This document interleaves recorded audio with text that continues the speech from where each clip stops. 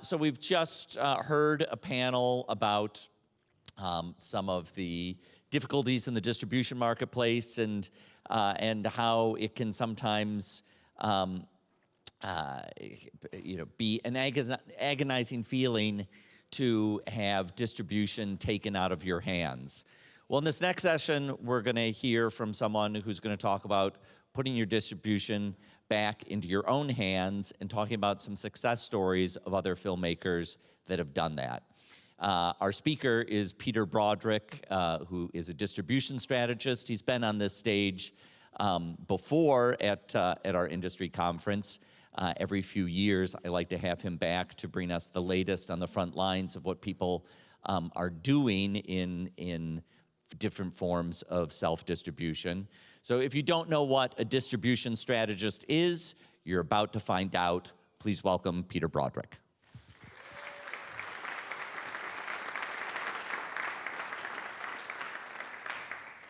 I want to thank Tom for inviting me back. It's great to be here, and he has a great team, Nathan and Lauren, and the AV team here is amazing. I met them this morning, so I'm excited about what you're going to see. So this is the world premiere of Seize Control of Your Distribution, and I'm glad you could be here for it. 14 years ago, Tom invited me to speak at the DOC conference. It wasn't in this great auditorium, and he asked me to do a keynote. And in those 14 years, lots of things have happened. I've helped over 1,000 documentary filmmakers figure out their distribution and maximize it. He mentioned distribution strategist. I made up this term in like 2003. Nobody had used that term before, and so I had no competition. Now there's some people that use it as well. So I do two things. I consult with people on their distribution strategies. I help them design a strategy and implement a strategy. And in some cases, I'll rep the movie, depending on whether I feel that I can really do a great job for them. So my goal today, in the time that we have, is to tell you what you need to know now to survive and hopefully thrive as independent documentary filmmakers. So before we start, I want to pass out some clipboards. Maybe that's already happening. If you sign up, it's to my distribution bulletin, which a couple times a year when something major happens in independent distribution, I send out. It's free. Right now, there's 9,700 people around the world who are getting it. And also, if you sign up, I will send you some more information related to this presentation. There's only so much we can do in 45 minutes. And there's a lot of other information out there that could be helpful to you in terms of your own strategies.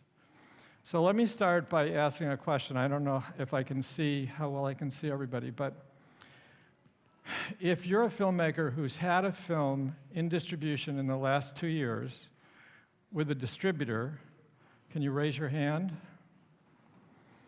Okay, now keep your hand up if you were happy with the results. 1.5. Okay. Oh, no, there's a couple over there. Okay, 3.5, 4.5. Okay. That's a pretty high percentage, actually, of this audience. When someone asked me a few years ago what percentage of filmmakers end up happy with their distribution, I said I think 3% would be a big number, and the other 97% are somewhere between apoplectic and mildly dissatisfied. So this group is doing good.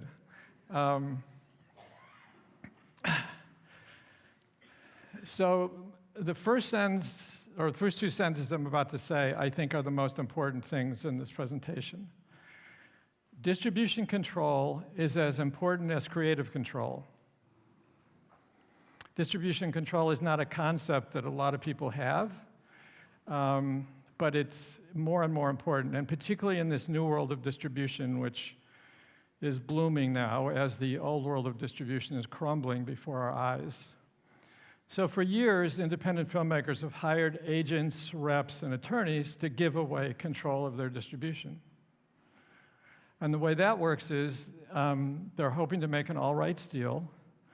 And as you know, in an all-rights deal, the distributor has 100% of the control of your distribution for 5 years, 10 years, 15 years, maybe longer. You may get consultation in the agreement, or even meaningful consultation. Consultation is 1 phone call. Meaningful consultation is 2. And they can decide whatever they want to decide after they hear from you. So in the old world, the distributor gets all that control, and their approach to your distribution will be very formulaic. Basically, it's the one-size-fits-all, throw it against the wall, see if it sticks. If it sticks, they'll support your film some more. If it doesn't stick, they're going to still hang on to your movie. They think lightning might strike through no fault of their own, and it could become valuable someday. So they're not going to give you your film back, even if they're not doing anything to support it. In the new world, filmmakers are splitting their rights among distributors and retaining some rights themselves and controlling the overall shape of their distribution. They're choosing partners, giving them rights they're good at, and no more rights than that. Often, as you know, with deals, distributors get a lot of rights they're not good at or they don't care about.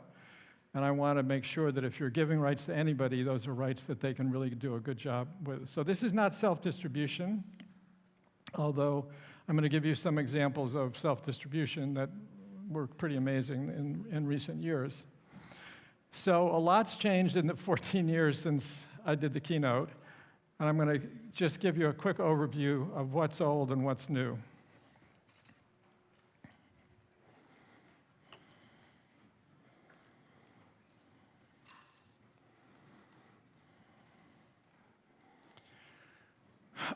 So in my opinion, all rights deals should not be your first priority to achieve. I think it should be second or third. I'm not sure what second would be. But I think splitting rights is really the best approach now in terms of maximizing your chances of succeeding. Traditional theatrical release, as many of you know, audiences are not going to theaters anymore to see docs. That's a reality. I don't know if it's the same in Canada, but it's definitely true in the States. That doesn't mean you couldn't open in a city or two and get some press, but theatrical distribution doesn't mean what it once meant before. In terms of international distribution, you probably are familiar with the territory by territory model, which means that if you wanted your film seen in France, 10 grumpy French distributors would watch your movie, and if none of them were persuaded they were going to make money, nobody in France would see the movie. I think that's a pretty bad model, and it's sagging as we speak. There's another approach where you can have true global distribution, and I'm going to talk to you about that later. In the kind of old world, filmmakers mostly did not have direct connection with audiences. In the new world, that's happening, and that's one of the biggest differences between the two worlds. In the old world, distribution is often as fast as possible. Something opens briefly, and then all of a sudden it's available, SVOD, TVOD, whatever. It's very passive in terms of the role the filmmaker plays. All the rights, all the revenues are cross-collateralized. You may be familiar with that concept, where all the revenues come into some bucket, and there's a lot of expenses in there, and then maybe some money comes out to you eventually from the bottom. And I think people hope to succeed, hope they're going to have that 15 minutes of fame. Rarely happens. So here's what's new. I think hybrid distribution is sort of the key where you're splitting your rights. I'm going to talk more about virtual screenings, which have become more and more important than theatrical. I think every film needs a customized distribution strategy, a strategy designed to fit the content of your movie, the goals you have for the distribution, and the windows of distribution. I don't think you should try to be reaching a mass audience to begin with. I think you should identify core audiences that are going to be most interested in your movie, reach them effectively, and use that as a base to build on, to cross over to larger audiences. There are many documentaries that can succeed just reaching a core audience. if that core audience is big enough and fervent enough. You have direct access to viewers through virtual screenings and through things that you would sell or make available from your website. It's slow distribution, which means that we're going to do the first stage of the strategy, figure out what's going on, what's working, what's not working, modify what we do in the next stage, and then keep going, improving it all along. As you know, with studios, they make a plan, which I wouldn't glorify as calling a strategy, and they basically follow it blindly, whatever happens, with the idea that the horse has left the barn, it's too late to change it.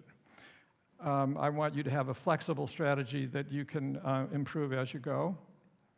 You have separate revenue streams, which makes it much easier to keep track of money. We're looking for true fans that you can build around the film and around you, and ultimately a sustainable career for you.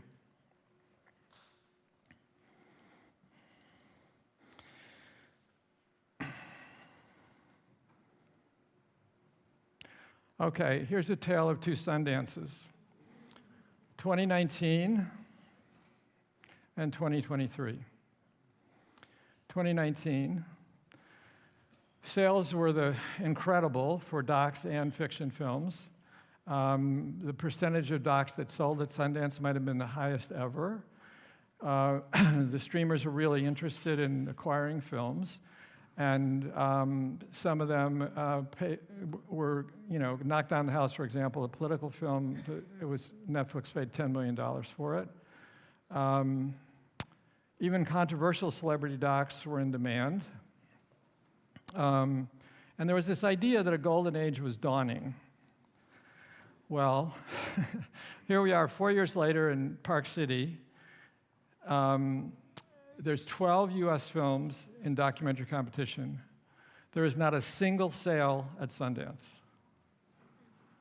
There are 12 international films in competition. There's one sale at Sundance.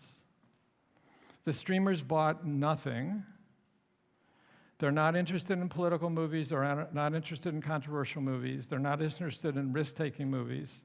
They're interested in celebrity docs that are kind of warm and fuzzy ultimately. So they brought their celebrity docs instead of buying new films. Clearly, the golden age is over.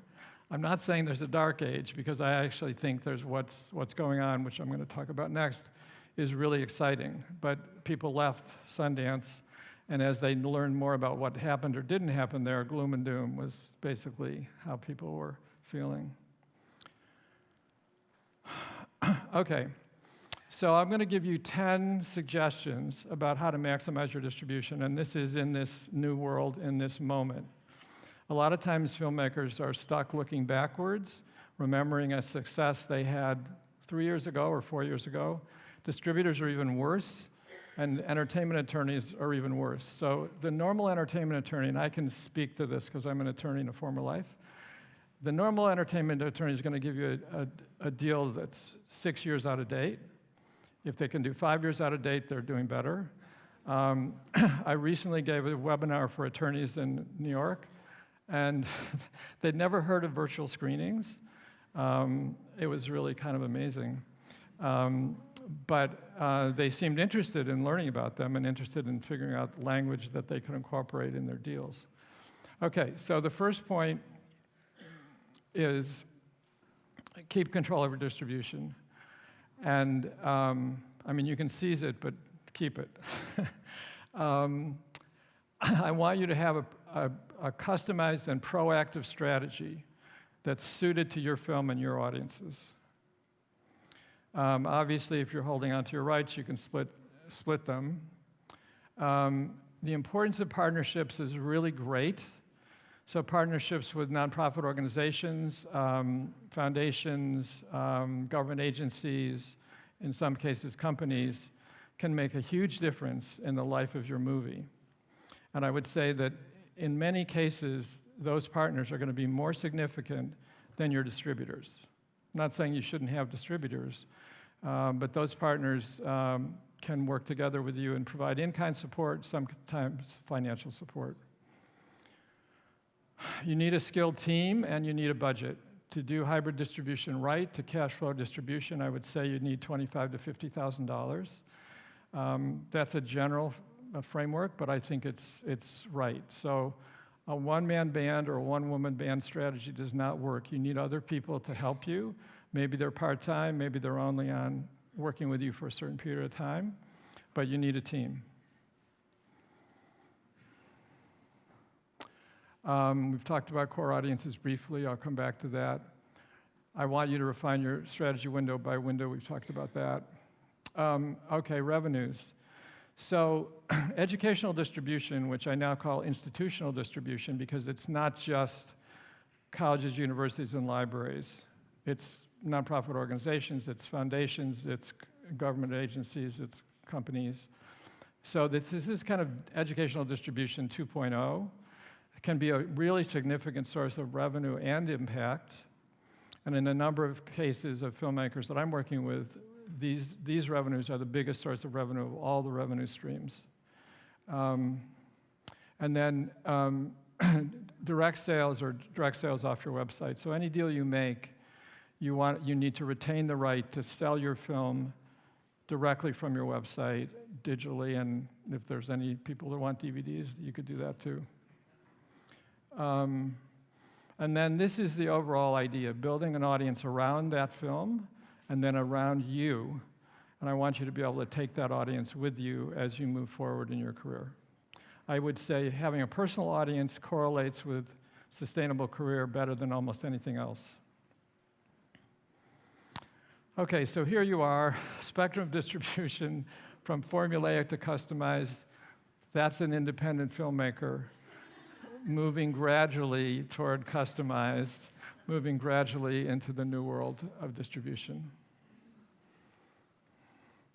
Okay, so these are golden opportunities, what I consider, that are available now to you, and I'm going to give you examples when we talk about specific films. We've talked about hybrid. Affiliate marketing, which has been around probably 10 years or so, but is not widely understood, which is basically having partner organizations that are excited about your film and are going to send their members or their network or their employees to your virtual screening or to your website to buy or rent the film. And then in this model, you share the revenues that are generated by those affiliates, often 50-50. So the affiliate is incentivized to really support the film, and the filmmaker is making sales that he or she couldn't make without that support. Fast forward revenues. There's a film called All the Lonely People, a feature doc on loneliness. The filmmakers were, I don't know, a third of the way or halfway through production, and they got asked to bring their film to a conference. So they said, well, we'd love to come to the conference, but there is no movie. They said, no problem, just bring us 4 or 5 scenes. So they put together an interactive presentation of an hour that had 4 or 5 scenes, and then they talked about the movie and the audiences, and they did it at the conference, and it was a huge success. So they said, well, maybe we could try this with other places would be interested. So they ended up doing 14 of these events across the US, getting paid $4,500 per event. They were getting feedback from their core audiences. There was word of mouth starting on the film, although it was a long way from finished. They were getting organizations that would ultimately want to partner with them in terms of distribution, government agencies in particular, excited, and that has turned into distribution with those agencies. And most amazing of all, they were making money while they were making the film instead of waiting 3 years and hoping that some money came their way after the film was finished. So this is something that I think a lot of you could consider as you're making your film as a way to test it, get feedback, start word of mouth, and generate some revenue. Strategic partnerships we've talked about a little bit. I can talk about them more later. Conferences, really, really important, and a little understood thing. So you think of a national conference that's happening once a year where leaders in a field and organizations concerned with that issue or those issues are gathering in one place. If you can get a trailer for your film and maybe 4 minutes to talk about the film in the plenary, everybody at the conference is going to learn about your movie. And then that word of mouth can travel within that core audience. It's not like you're buying ads. Those people are telling other people about your film. And one of the biggest challenges, if not the biggest challenge you have, is getting to a critical level of awareness with your film.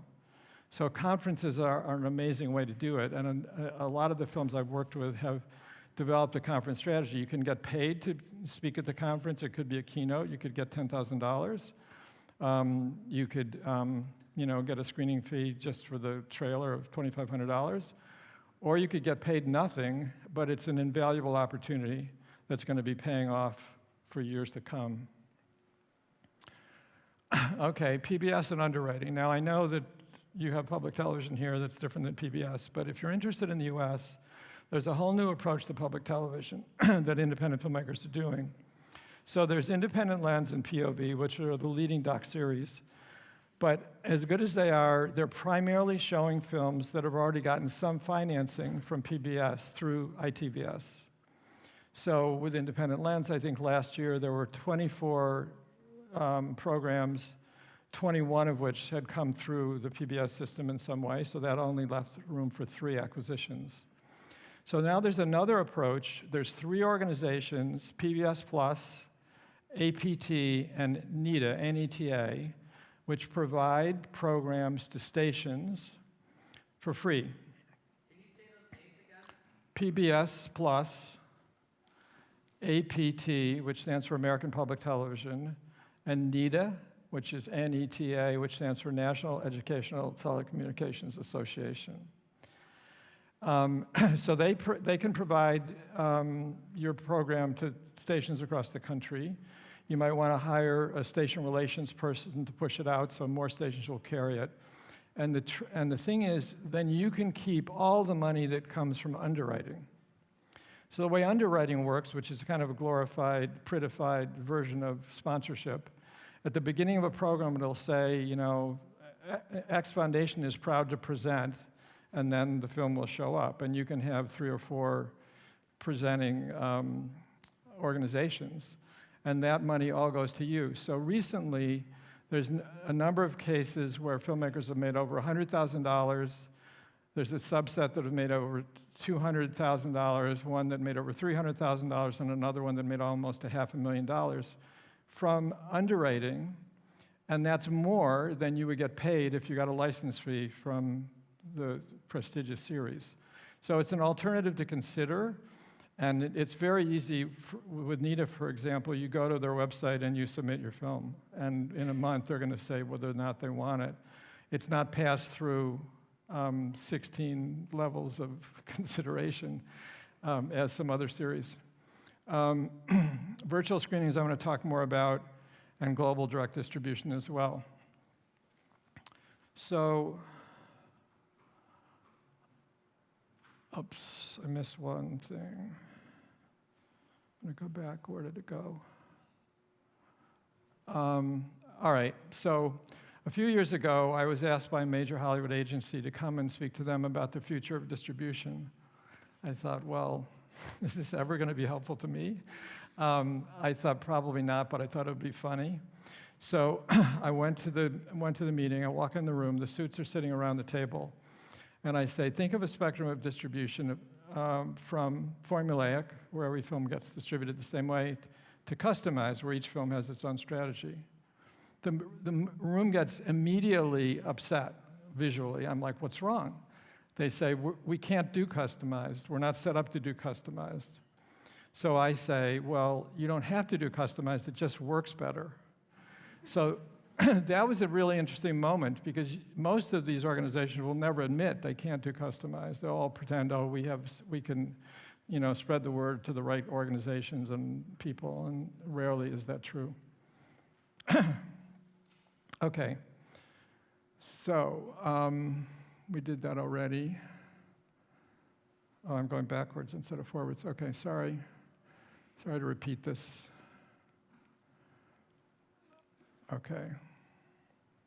Okay, so 3 films. And each of these films was revolutionary in its time of distribution. Hungry for Change, 2012.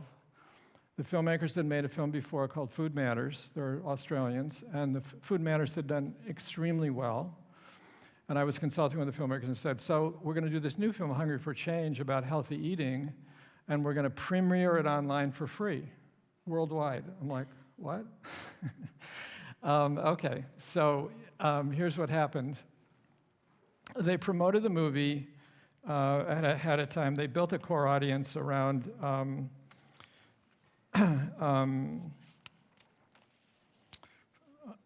Food Matters before. So they spread the word for, 4 weeks before it was on, and they had a pretty good mailing list to begin with. And in 10 days, almost 500,000 people, there were almost 500,000 views of the movie worldwide. And you can kind of transfer a view, multiply by 1.5, and that's kind of how many people probably saw it. Because in many cases, it's 2 people watching a movie or 3 people watching a movie. So almost 500,000 people, many, many names now for their mailing list. And they said, okay, we have these recipe books, and we have DVDs. These were the days when DVDs were sold and purchased.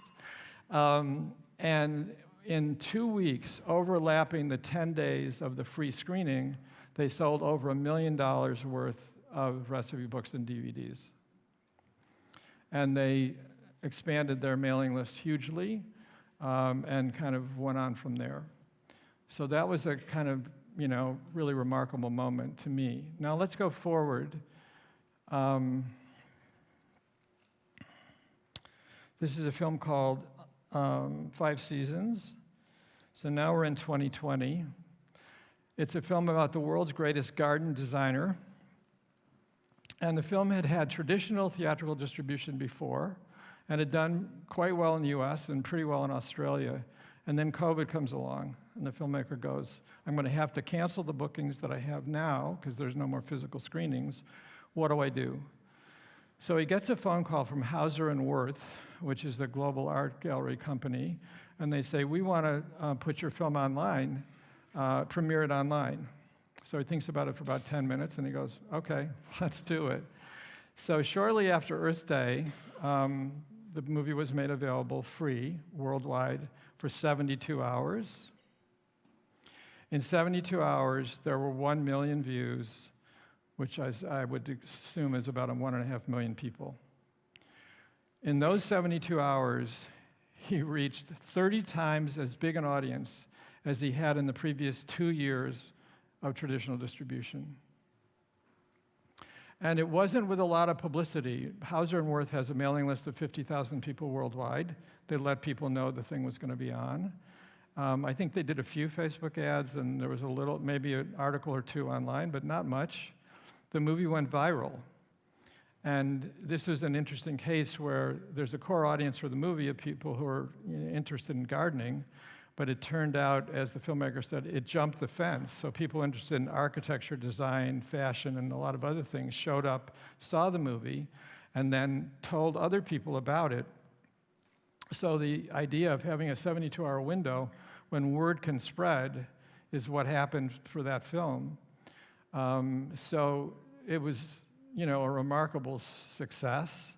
And then that gave the filmmaker opportunities after that to do paid screenings and a lot of other things. But he got to that high level of global awareness. So the third film, I'll show you 5 Seasons. You can get a sense of how gorgeous it is. The third film is called The Wisdom of Trauma. How many people have actually heard of this film? A few hands? Okay. So this is really a revolutionary film. It's a feature-length documentary about trauma.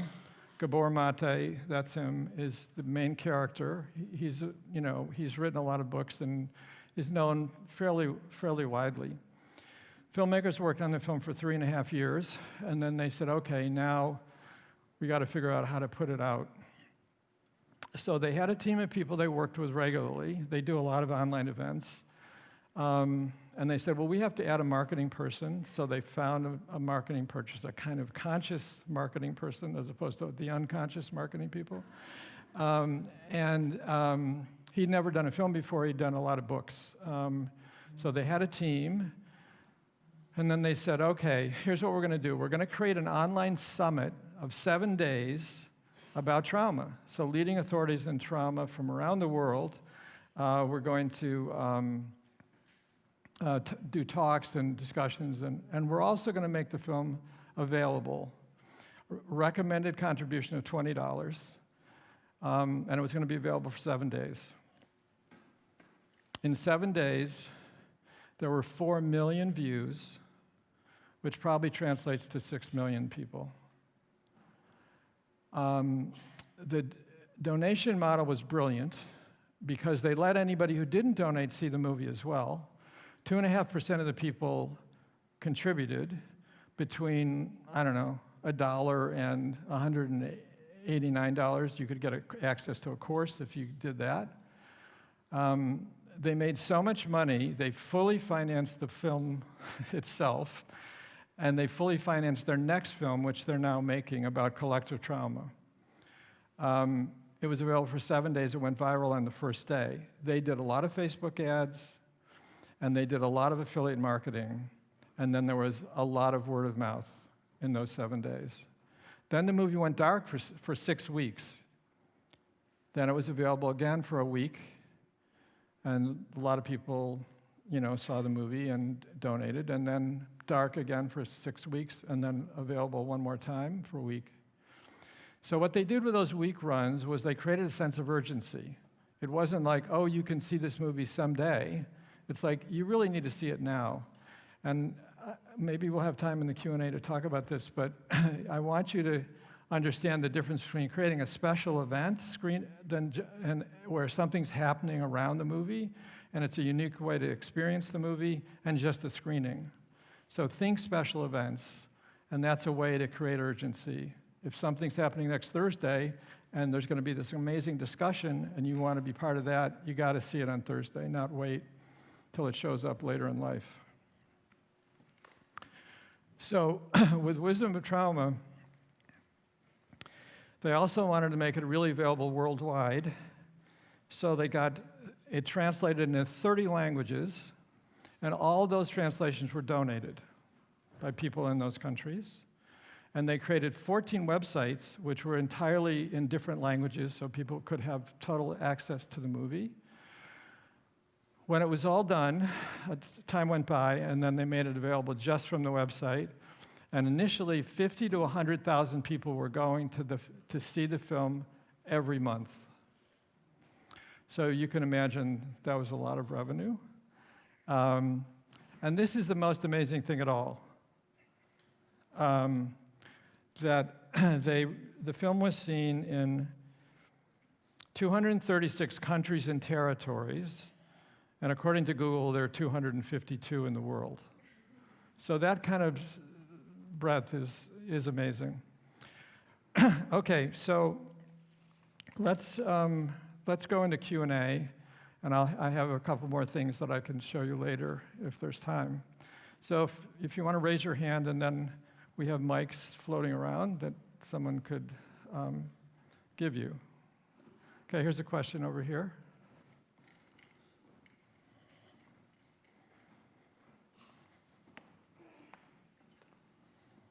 Hi there, how are you? You got to stand up so we can get you on hello. video. Oh, okay, hold on. Hi, I'm Krista Madison, emerging film producer. Question for you when it comes to distribution. Are you seeing a lot of distribution deals that are incorporating NFTs or digital crypto sales? At all? Not yet. Although I am consulting on a film where NFTs play a really important role, but I haven't seen it on the distribution side yet. But I'm sure it's out there, I just haven't seen it. How is your project playing out so far? Oh no, it's not out. We're making the master plan for world domination. I'll follow up. Okay, there's someone over there. For the model of conferences and presentations at conferences in the early stages, obviously you have to have footage and some proof of concept, I guess. Is that where we start, or if we don't have that at all, how do we? I think you could have a great trailer, just a great trailer, and be in the conference. And I mean a really great trailer that's going to get people wanting to know more about your film. And there's sort of buzz, this film is being made about this subject, these people are doing it, and you can get in touch with them and see if there's some way you could partner with them. Yeah. Okay, thank you. But don't, if they say you can show the whole movie in a side room when 9 other things are going on, forget it. I want you to be in the plenary where everybody sees the trailer. There's someone back there? We'll get to the side, I promise. Why don't you speak into the mic, because we're recording it. Hi. Could you speak a little bit more about planning a special event around releasing a film? Yeah. So there's kind of tedious Q&As. We know we've all been experienced a few of those.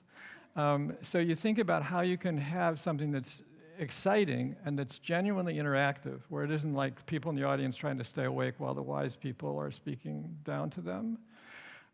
So depending on the core audience, there's probably other people that have some experience of that issue. And if there's a way that those experiences can get shared, maybe there's a debate about some aspects of it, but it's live, it's probably a Zoom event. And one of the things I really love is if people from different countries can be in the same discussion. So it's truly global. It's just not, oh yeah, it's what's going on in Canada or the US or the UK. And you know, if the film involves music, maybe there's some way you can incorporate some live music into it. So you got to be creative about how you make the event special. But I think there are ways to do it where people say, you know, I want to see that. I want to be part of that.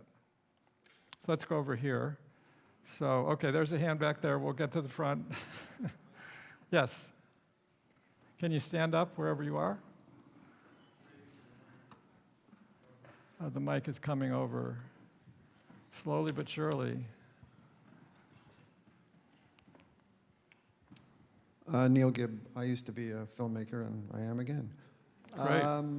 I'm wondering, because this session is packed, it's the most packed session I've attended, how many people in here are basically YouTube creators looking for a way into this sort of documentary market? And are you finding that a big thing where people are moving from doing TikTok to YouTube to possibly documentaries? I've consulted with over 1,900 films, and I haven't heard from one of those influencers. What can I say? And I'm not sure I'd really want to be working with them either. So there you go. So here's some hands in the front. What time is it? I have 2 minutes. Okay, so we got one more question, then I have to add some things at the end. Hi, my name is Reem. My question is, the 3 examples you gave are international, premieres that were online. I want to know, how would that affect the potential for getting distribution deals after? Well, in the case of Hungry for Change, the distributors that I recommended their first film to that said, oh, we can't do it because they did things out of order, when they saw the success of Hungry for Change, they all signed up, and they did really well with the conventional distribution. I think these things are combinable, and I think, I'm sorry, but you got to tell distributors, this is what we're going to do. Do you want to be part of it? And not, will you let us do it? I don't want you to say, did you get distribution? I want you to say, we made our distribution happen. Okay.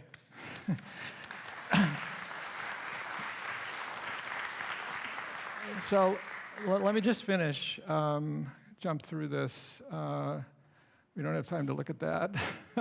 Okay, so I want you to be a New World filmmaker. You'll be more powerful and proactive. You'll be looking forward. You'll be, using, well-informed realism instead of magical thinking. You've got rich customer data. You'll have a team, and you'll grow your audience.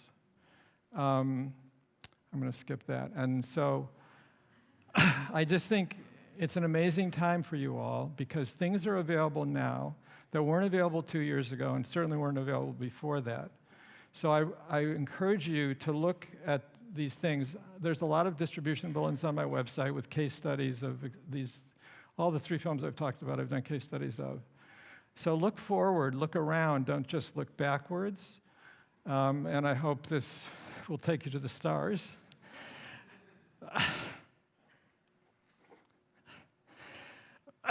So,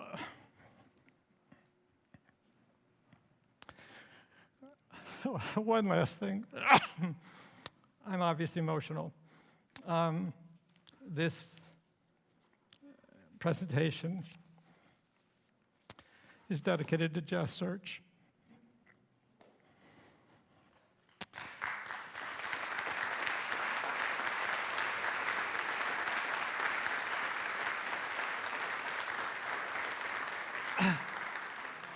I know Lucy talked about it earlier.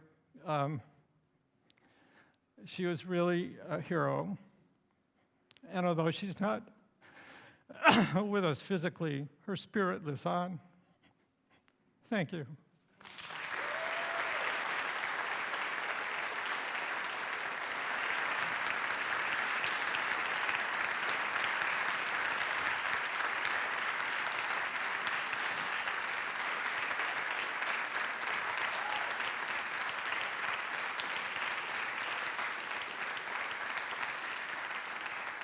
Oh, one more. And these are my contacts. If you want to get in touch with me, I'm happy to help. Okay.